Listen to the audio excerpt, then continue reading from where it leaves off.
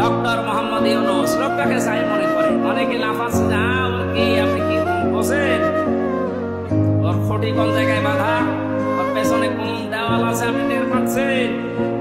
বিভিন্ন ইস্যু তৈরি করে মাঠে ময়দানে নামে না, বাড়ি ঘেরাও করবো, বাড়ি ঘেরাও করবো। আরে ভাই ইউনূস কি আপনি এখন টের পাননি?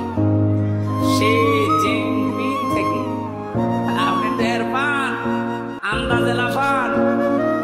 আনসারের নাম নিয়ে লাভ দিয়েছিলেন, পিটিয়ে মানুষ ঘরে ঢুকিয়েছে।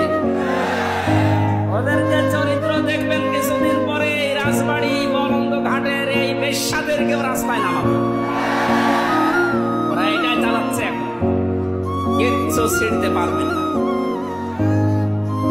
লোকটার পেছনে যাই থাক, সে খুঁটি আছে, ও খুঁটি নড়ানোর জন্য ভারত, চীন, রাশিয়া এদের দ্বারা সম্ভব না। তামাম দুনিয়াও যদি এখন একদিকে হয়ে যায়, ওরা একদিকে থাকলে তাও পারা সম্ভব। বাস্তবতা ওইটাই বলে। মানে ক্ষমতা নেওয়ার পর দিন থেকে ঘোষণা দিয়েছে এদেশে অন্যান্য ধর্মীয় অনুষ্ঠান যেভাবে চলে, পূজা পার্বণ কোনো অনুমতি লাগে না।